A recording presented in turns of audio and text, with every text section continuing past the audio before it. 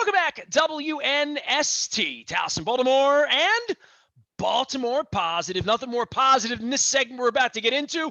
We're calling them intelligent conversations, but they're actually wise conversations now, brought to you by our friends at Wise Markets. We're going to learn about eating better and spending less and all that good stuff here.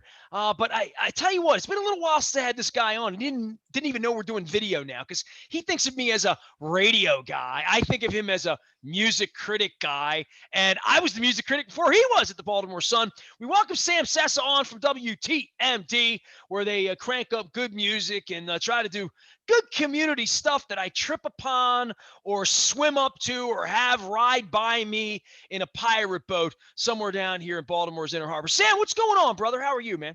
Nestor, thank you for having me back, man. It's great to see you. Well, you didn't suck the first time, so that's how you get invited back onto the show. People say, how did I not get invited back? I'm like, well, I don't know. Maybe it didn't go so. For you, music and I guess the internet, I feel connected to you through Facebook and through all the social media that we do.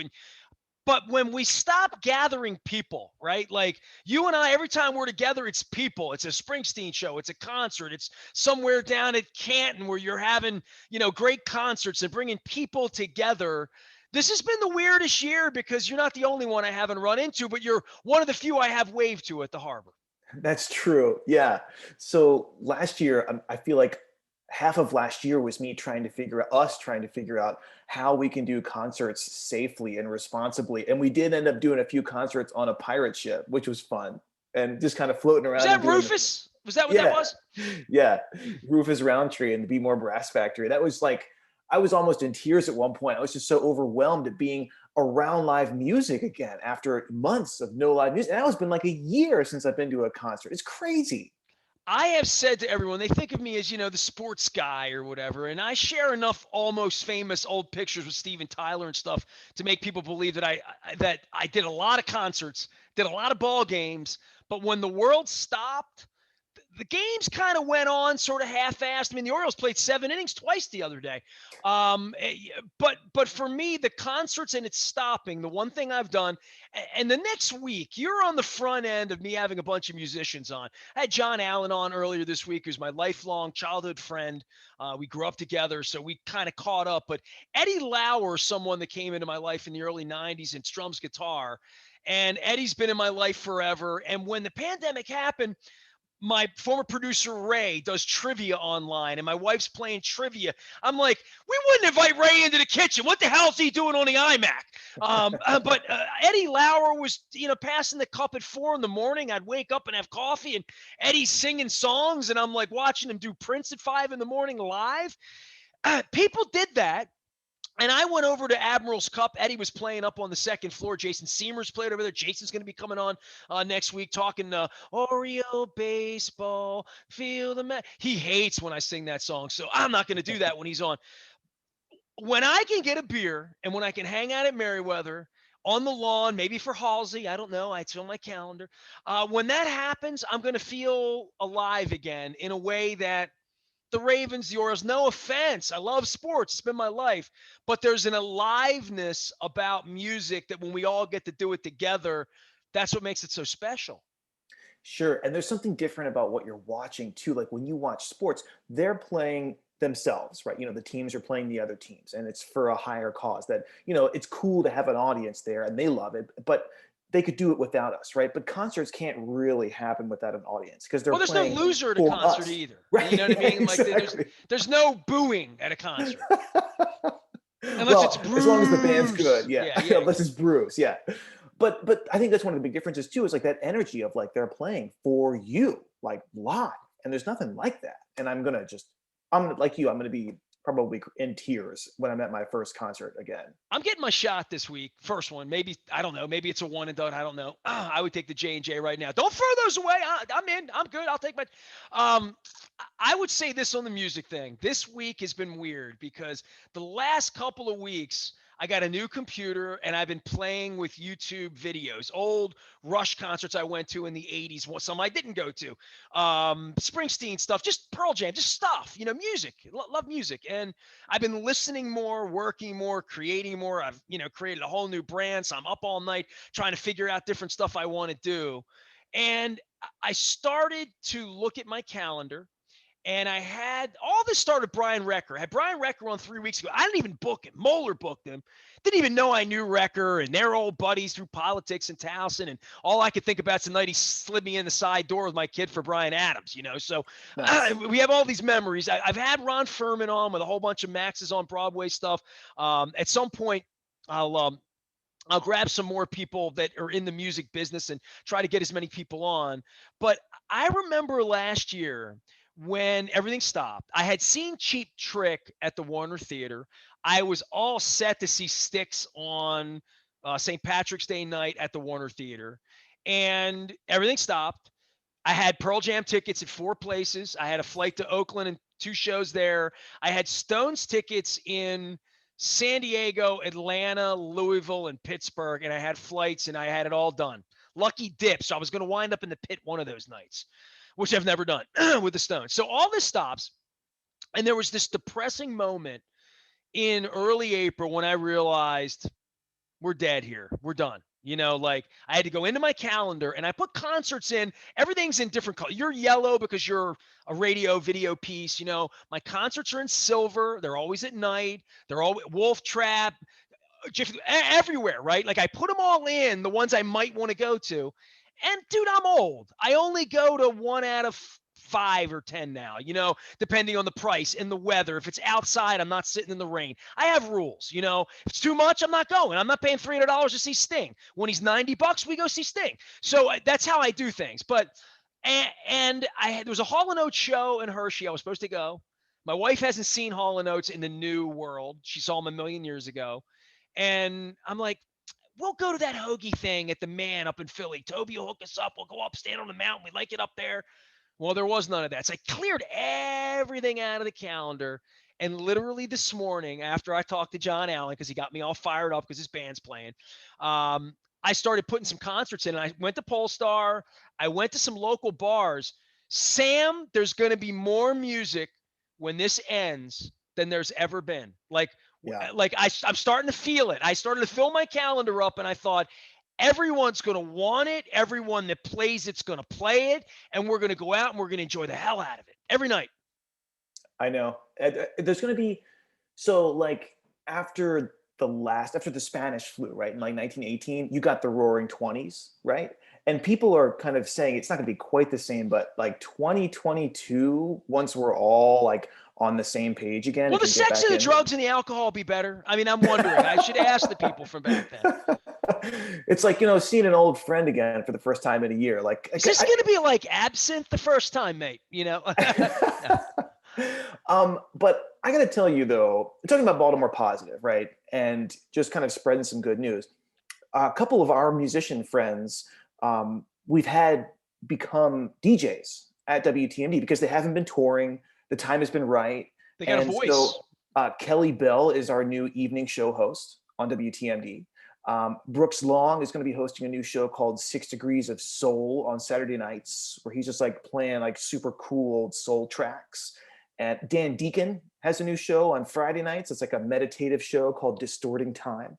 And we've got a new show that we're going to be announcing it here soon. And I can't say who it is, but I think you'll probably get this reference, Nestor, because I'm going to test your Be More music knowledge. Go ahead. Okay, here we go. And by the way, please tell Kelly Bell I'm really embarrassed that I've never met him. I've seen him play a million times in a million places, and I've never had him on the show, and I feel like a heel. And I almost feel like I'm a little intimidated now because, I mean, I feel like if I ever ask Kelly Bell's going to say, you've been on the radio 30 years, you never have. Why do you want me on now? You know what I mean? Like, because I feel dirty that there's some people that I should know that I don't know, and he's certainly one of them. So he's a super cool dude. He'll rib you for a minute. I need like 20 years of mulligans, but like I'm trying. I had Mickey Coachella on. We told some stories a couple of weeks ago, and it's all about hammerjacks and music. And I mean, you and I come together honestly through music, right? I mean, you were at the Sun doing a great job, and I start seeing your work, and I'm like, hey, who's this guy? And Kevin X, like, he's the greatest guy in the world. So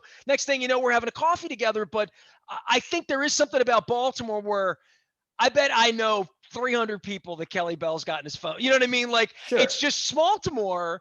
And I think that's something that you guys have always done at TMD. I mean, all of your events have been very, very, You are organic. You weren't HFS.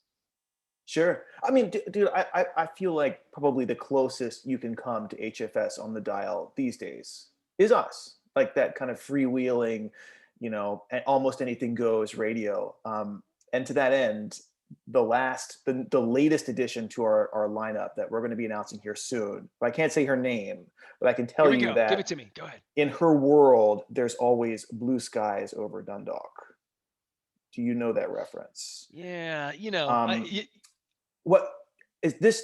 This is going on the radio, so I can't say the name of like her biggest like song in the area, but like it's blank and whiskey, and she was like really big on the HFS airwaves now in the you're giving it 90s. away. It's just, oh, like now you're getting. But anyway, like I said, I can't say officially yet, but we're going to be announcing this soon, and I'm super excited to have her doing a show on TMD.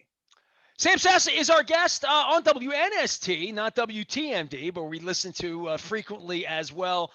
Man, you're at the Sun and then you're at TMD. Like the last year has been weird for everyone because I'm so used to your events downtown. You guys have these big parties and everybody invites me, and sometimes I come and the music's always great. But getting back to outside, and doing events and concerts. I did look at a couple of local places, and there's places doing music now that I'd never heard of, right?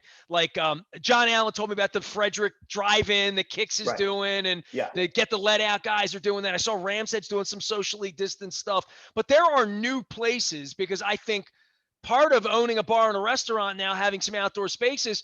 Hey, let's hire Ed Lauer or Seymour. Let them come out and play. Let them strum. People want to come out.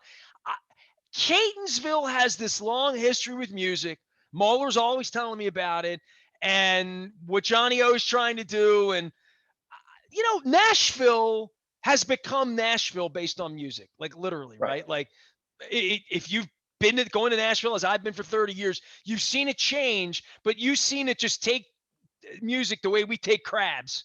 And unfortunately, the way we've taken The Wire, which is unfortunate, and sort of owned it. And I think music and the arts and those are the things. And Fells Point and a destination and all of that will be about our renaissance, our re-renaissance, I should say.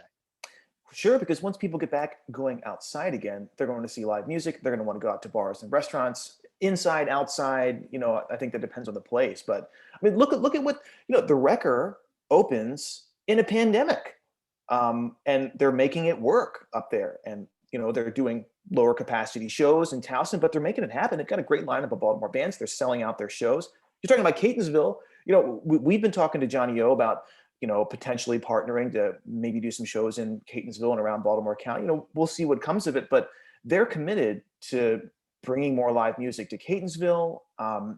Fells Point's going to light back up again, I'm sure, this summer in the next couple Well, months. this has changed our lives in such a dramatic way that we can't even begin to, it was like after 9/11 talking about it. Once this thing, I haven't even got my shot yet. I'm getting that this week. Once this is over with, I think the things we're going to want to do, I'm worried about sports. And I've said that to anyone that would want to listen, about it, about the price point, about the value point, about the proposition of I love Baltimore and therefore I'm going to go and go down and give the Orioles my money. And the Orioles are open and people are going. I think music's different though. I think restaurants are different. I think people want to go out and be cooked for and cook well for. I think outdoor things like golfing and fishing and hiking. My wife's been hiking a whole bunch since the beginning of this. There's been a discovery, whether it's surfing or paddleboarding or yoga or whatever it is you do. I miss hot yoga so much, like but you need to be in a closed room. There are things that only closed bars are inside, man. As much as you want to, talk about the 930 club or Hammerjacks or outside or what you guys do down in Canton or whatever, great. But, there is something about the sweat coming off the ceiling of a bar that I miss. And all of it. And the music that fills the room in all these places. I think music's going to surge when this. I don't know what that means for like streaming and money, but I think live music and the what am I going to do tonight? Yeah, we can go to dinner, but let's go to dinner somewhere where there's music. Yeah, sure. We're planning our first outdoor concert, our first concert aside from the pirate ship, in a year. which is going to be at Maryland Hall in Annapolis. We're kind of like dipping our toe back into the water with another one of our kids shows, Saturday Morning Tunes. It's our Beatles family festival down there. We're going to do it outside, a few hundred So people. you get kids singing "Love Me Do"? Is that what happens? Yeah, dude, kids, the Beatles, my God, like you get like three generations of people that come out to see the Beatles, like grandparents, parents, and kids, and they all love it. Like, I mean, I remember my dad playing the Beatles for me and being like, you don't need Raffi. Like, this is better than Raffi. Like, this is like music for everybody. And it's right. Like, it's so great. And so I can't wait to be able to do a concert, any concert again. And I'm really hoping that we can get back outside for some bigger concerts as the summer gets, as we get a little bit deeper into summer. Man, you're not the only one to mention the Beatles this week. Like John Allen and I went deep into the soul, and we're like real friends, like been friends forever. And we have real conversations off the air about all sorts of things. We've never talked about our first 45s, and both of our first 45 batches were Beatles. I I had believe got it. to get you into my life in Helter Skelter, Starland vocal band Afternoon Delight. That's local as well, by the way. And believe it or not, and this probably speaks to my great dress and sense of style, Neil Diamond, if you know what I mean. So those are my first 45s. I bought them at the Kmart in 1972, 73. And and my favorite song was Len Barry 1, 2, 3, which Sure. was very much of that Beatles, stomp era, Beach Boy Beatles kind. The Beach Boys and the Beatles, if you got that, I'll put Zeppelin in there with you. You probably got it all. Yeah, totally. I mean, look at how much of the music that's on the radio or like in our heads can we trace it back to those three bands or Beatles, Rolling Stones, like you just look at that era and it's like look what it spawned. But yeah, like the Beatles still, like you can play the music of Beatles for anyone and they'll like it. You saw Mick did a thing with Dave Grohl, right? Oh yeah, That just yeah. dropped this week. Yeah, I checked that out. Like, and it's so weird being old, right? Like I'm laying in bed, barely got my eyes in, like playing with my phone, trying to do it up here so I don't get all like tensed out with my neck. And I look up, I'm like, Mick Jagger just tweeted he has a song with it.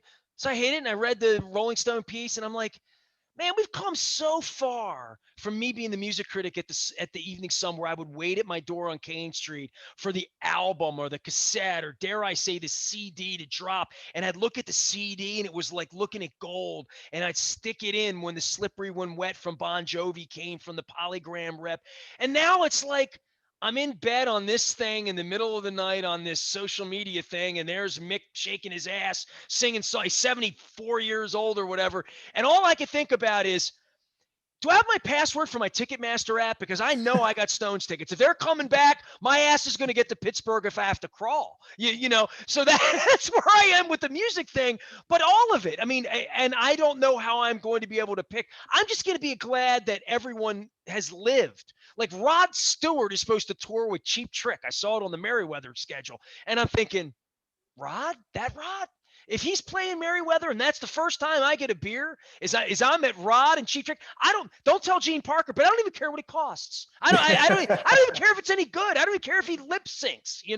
I want to be on the same lawn where I was with Sinatra and Madonna and like all of that. All my life I've been on that lawn, and I guess it took the pandemic and probably the the complete remodeling of Merriweather, the Yeah, rethinking of it, and how incredibly beautiful it is to really, I'm almost cry, like to tell you about hearing the cicadas there in 1987 when Howard Jones played. Like I'll never forget that.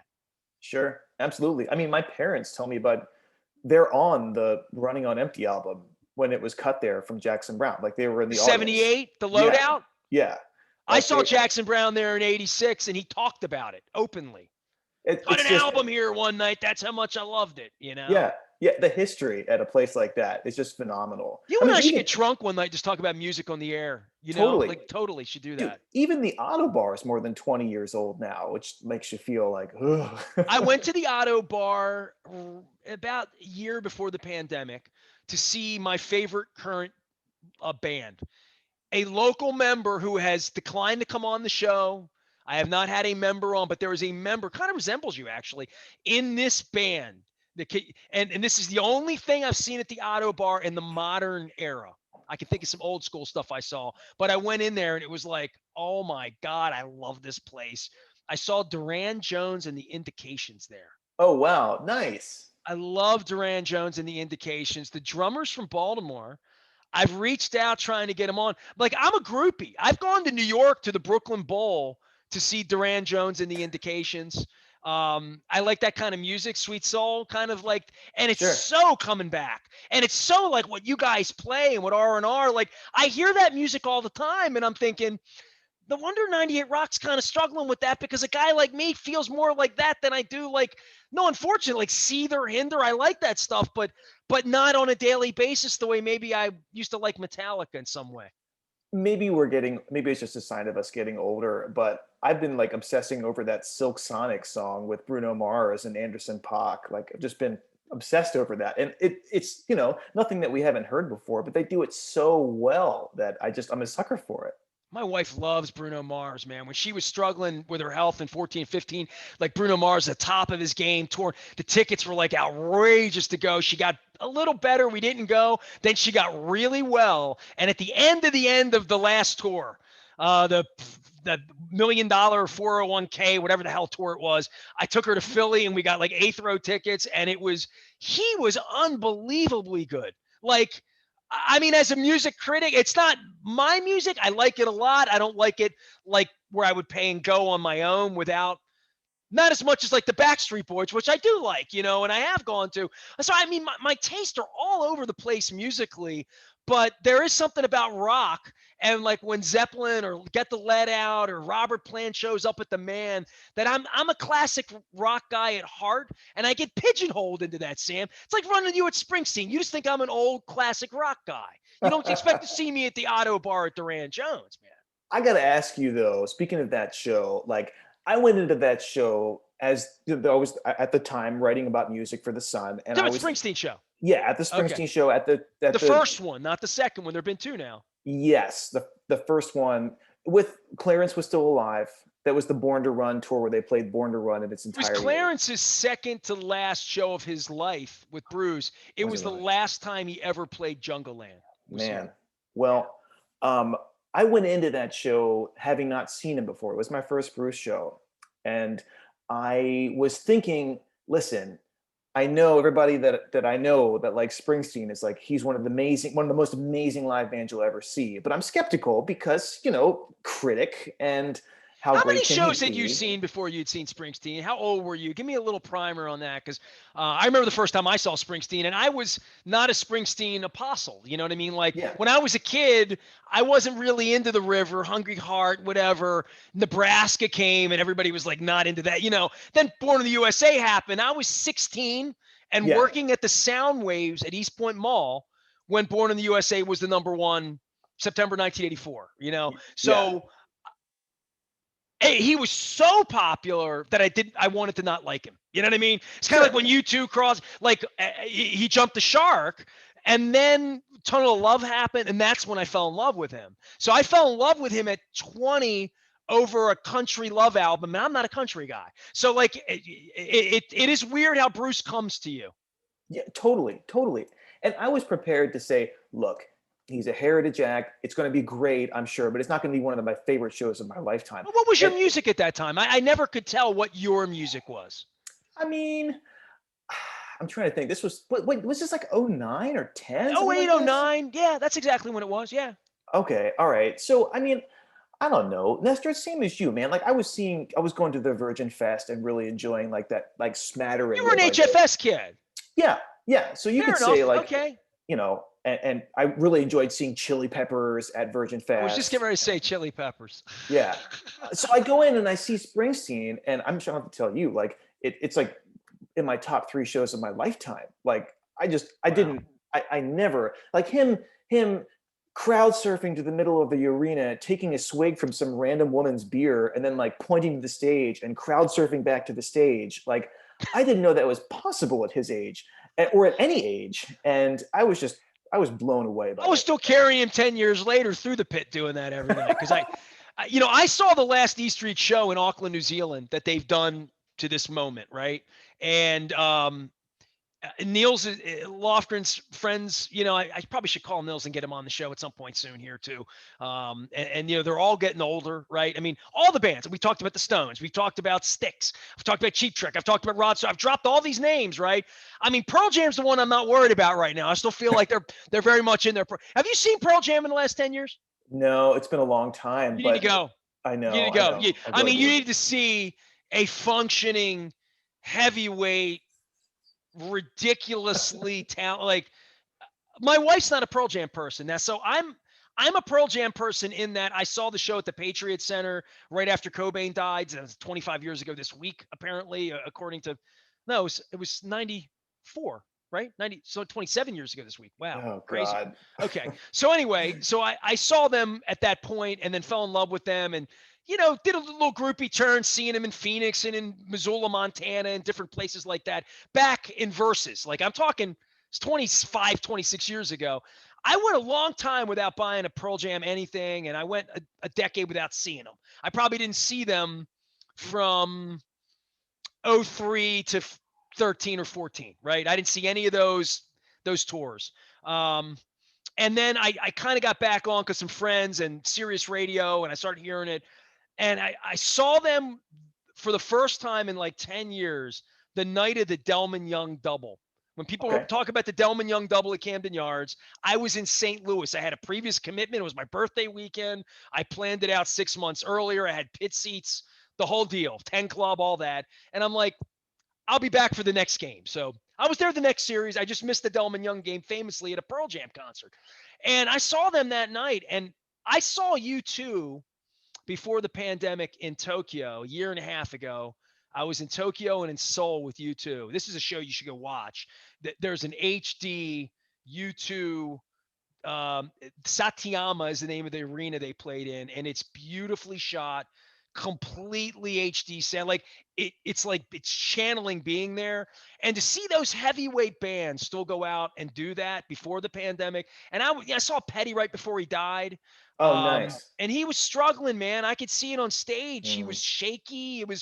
He was sounded great. It was all fine. But seeing bands, when they can still do it. I mean, the last time I saw Springsteen, it was like the first time I saw Springsteen. The last time I saw Pearl Jam, I saw Cheap Trick 3 days before the pandemic down at the Warner Theater, like literally the weekend before.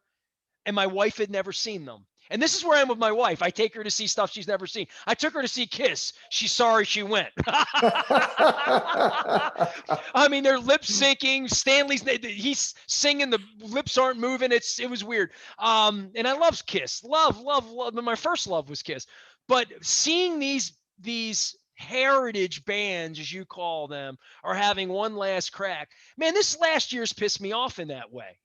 I Sure. want to see Ronnie Millsap really, really badly, and I had my chance at Rams Head and I blew it, and I've never seen Ronnie Millsap.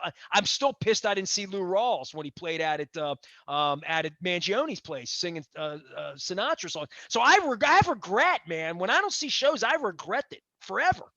It's funny you say this. Here's what it makes me worry about. So at their age, right, in order to do what they do at that level, like the Mick Jagger level and the Bruce Springsteen, Paul McCartney, another great example of that, like doesn't even like get a hair out of place after 3 hours on stage playing Beatles songs, He right? sang off key for 3 hours in Hershey a couple years ago, and I still loved it. Like he doesn't take a sip of water during his shows. It's but they do that. They're able to do that because they have this commitment to like their workout routines, their diet. Like they're like super hardcore about this stuff to be able to do that at that age. And taking a whole year forced off stage like that, I worry about them. I worry that they're not going to be able to get back up there and do it at the same level that they were doing it the year before. Well, Mick was coming back from open heart surgery, remember? He was like Right. dancing. He put a video up him dancing, and like, I mean, he's my father-in-law's age. You know what I mean? I don't know what to say. So I feel like we got to like jump on the chance to see these folks because, it's like you say, like we lost a year, more than a year of being able to see these guys in their 70s. I mean, how many more years do they have left of doing this? I don't know. Being an old critic, I've gone back through my old reviews. I panned David Bowie once, and when he called me, he knew. And when I've gone back and listened to it now, I realize he knew I panned him, and I admitted that I panned him, and he admitted that I was right. I was rather bold. I Ooh. was rather bold. You're probably right. Like it was. So I have all of these like I don't want to pan any show or whatever. And honestly, Sam, when I go to shows now, I hear the electronic fixes in Yeah. it, Yeah. and I hear that it's not really real to some degree, and on various nights, and and then I see stuff that moves me when I go. I went to the Rock and Roll Hall of Fame induction in Brooklyn about, I guess, 3 years ago now. It was the Def Leppard one. Okay. Yeah. One of my dearest friends in the world, Julio, called me, said, I'm going to be in New York tomorrow. I want to go. Do you want to join me? I'm like, yes. Total spur of the moment. It wasn't one of my bucket list things to ever attend that, you know, champagne thing in that room that they used to do it in or whatever. But it was totally made for television, right? So I went up, had a decent seat. It's a hockey rink, right? It's actually a basketball arena at the Barclays Center. And it was Stevie Nicks, and Don Henley comes out from behind the curtain to sing Leather and Lace. And then Nice. like Harry Styles, who I don't even know who Harry Styles is. Oh, My he's wife keeps great. telling me he's cute. He's in a boy band. He comes out and does Stop Dragging My Heart. And but The Cure stole the show. That might be up your alley. That might be closer to your music. And I hadn't seen The Cure in concert since the Patriots Center on the Kiss Me, Kiss Me, Kiss Me tour, probably 88, 89. Girls were involved. I was young. I love The Cure. I had never sought to see them. I know they had played. They were so unbelievable that I I, I feel dirty for having not seen them. And they're famously afraid of playing, right? Like they never play. Radiohead got inducted and didn't play. Now I've seen Radiohead, they're reclusive, right? So you already have these. I mean, Pearl Jam comes out and they play 20 shows. This guy's got $1 billion. They drop down in Europe for a month. They only do that. It's like Prince at the end of his life. He would just call Don Wainer and say, "Hook me up, Lyric, Monday night. I'll be there." And then you and I show up, right? Right.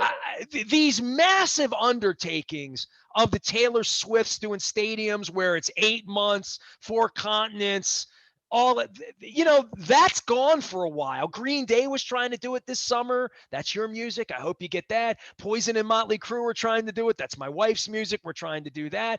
But these long tours and these older bands, when they drop down and do residencies now or whatever they do, and I really don't need to see Aerosmith anymore, but but there are bands out there that, as a critic, I just panned Aerosmith. I just said I've seen the videos. I don't want to see them lip sync. Kiss, done. I love you. Been there a million times. And these were artists that were kind to me. I put pictures up. They gave me hours of their life to talk music with me when I was a stupid kid and didn't know what I was doing. But then you go out and you see U2 and they're on point, or you see Pearl Jam and you're like, still the greatest that there is. And then you have these up and comers. I mean, TMD, you're playing current music and these bands trying to make it. Give me the music industry as you see it after this, and what this is going to mean for some starving Adele out there about to visit your studio. Yeah, sure. I mean, dude, when you were talking just now, I was thinking like the world of pain the last year has been for the people who book those mega stadium tours, because the margins are so thin, they don't make any money unless they sell out or, come close to selling out every show. And you can't even do that right now. I feel like you're not going to see Love you, those Paul shows. Manna. Love you.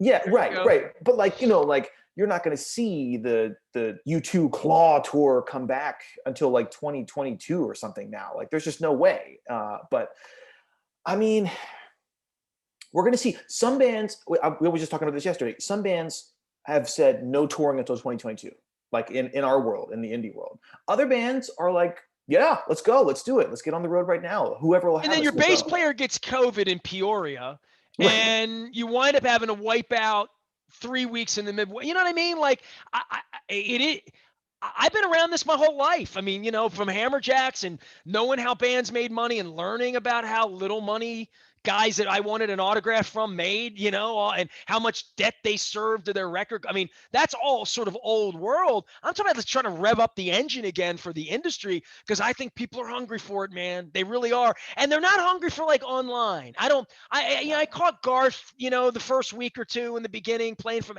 the house. That's awesome. I talked about Eddie Lauer.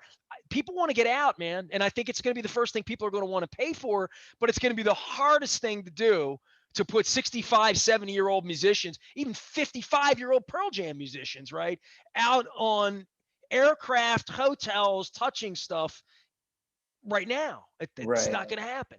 And also different states are different counties are different with their policies about what capacities are. Like, this is a business. I was talking to my coworker about this. Yes, this is a business that only works when you can guarantee that life will still exist a year from now. And when you can't guarantee that, it doesn't work. And so that's where we've been. But it's finally starting. We're finally starting. And I feel like where we're going to be is this fall, you're going to start to see it. This summer, the fall, you're going to start to see it. Merriweather will be back.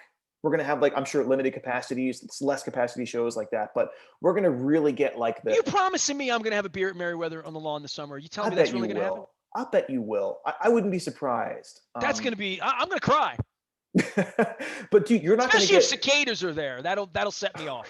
you're not going to get back into the, like, hundreds of people jammed into a sweaty club to see a rock and roll band and get a little Yeah, I beer worry buzz about on. That's Anthem, right? And 2022. 9:30 and those places that was such a part of the vibe. It's what it is, right?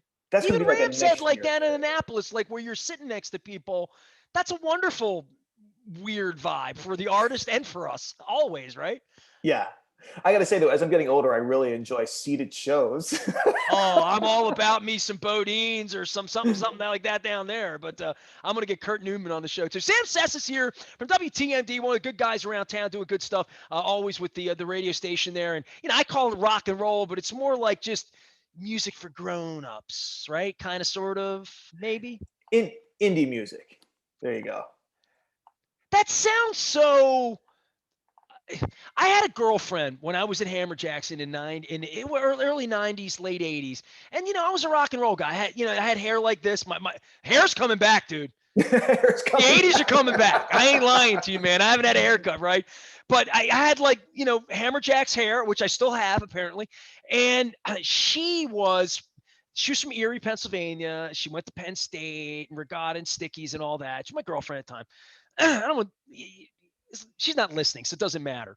Um, but we would go to Hammer Chicks, and she liked, rock and roll and 98 rock, but she liked HFS and the early HFS. And no offense to Niecy or like Weasel, any of those people. I love them all. But there was something very, well, when you evolve and when you eat Grey Poupon, we can listen to 99.1 and things like REM, and it's not REM. And I was like, a college radio became full of itself. You know what I mean? It got a little stuffy. Okay. And I was a guy interviewing all those bands, who were not stuffy bands at all. And maybe it was me and JD Considine going back for, I don't know. But she was much more into, well, when you refine your taste, you'll find the red hot chili peppers and get over your poison. And this is in the early 90s. So there was something about, like, what word did you use? So I use the word indie. However, Indie felt like it was like in the city paper and that you couldn't find the album if you wanted it. That's what indie meant in 1990 to me. I told Jen Marsh that too. I gave her a hard time. I think the TMD umbrella is big enough for, like, folks who just like good music. We had a slogan at one point, radio for music people. And I feel like that's not, like, there's not as much like snobbery there as you can kind of read into the word indie sometimes. I know what you're talking about. I hear you. Indie's got a bad rap. It does. I'm indie. I'm as indie as indie's ever been at WNST. We're fiercely independent, is what we are. Sam, tell me what's going on. You're doing the kids thing. I want to give you a full calendar for everybody just tuning in, missed the Sure. beginning, because again, the thesis of the whole thing is music brings people together, and we can't come together right now, but we're trying, man. We're really trying. Absolutely. Our first public show in more than a year, June 12th, Annapolis, Maryland Hall. It's our Beatles for kids. It's for everybody. It's for families. And we're going to do a Baltimore Saturday Morning Tune show. We're going to announce this soon, October 2nd. And I want to just let folks know Kelly Bell's on in the evenings. Brooks Long is on starting next week on Friday nights. Dan Deacon's on, or Saturday nights. Dan Deacon is on Friday nights. We've got more. Special female we can't talk about, Whiskey, Yeah. is coming soon. Yes. And so we've got a lot of great new voices, and hopefully even more concerts will be announced here soon from us. Looking Well, forward dude, to it. I love having you on because you allow me to geese and tell my old stories. And I'm gonna geese and give you my last old guy get on my lap, get off my lawn story, because it is a lawn story. I mentioned Howard Jones and cicadas, and I've told the story a couple times because cicadas are coming and they're delicious. Put a little chocolate on them, fry them up, they're nice. Um, this summer the cicadas are happening, and I have a couple of cicada memories. One was I was like whitewater rafting in the Yakagani River with a former colleague of ours, Dick Irwin from the Baltimore Sun, who was a longtime crime reporter. Yeah, great guy. Great Special guy. man, special man. But it was that same year, 87, and prime numbers, always prime numbers in these cicada years. The the concert I did in late May, and I found the ticket stub. Howard Jones was, a big artist then. No one is to blame, all that, right? Played at Merriweather, and the cicadas were so loud because, like, it may be different now because there's been so much construction down there, that they may uproot, probably not in the park itself, but cicadas don't like apparently constructions and cicadas apparently. So Okay. you need fields that have been there for the last 17, 34, 51 years or whatever. But Merriweather at that time in 1987 was Symphony Woods, man. It was like in the middle of nowhere. And, with all those Howard County zoning rules, the cicadas were louder than he was.